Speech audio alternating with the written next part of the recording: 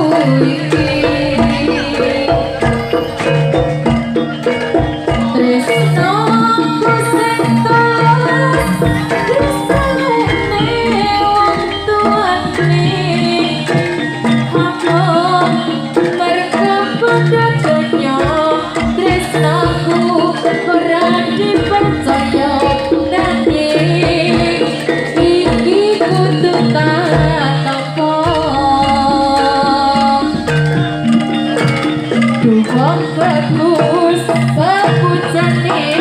ati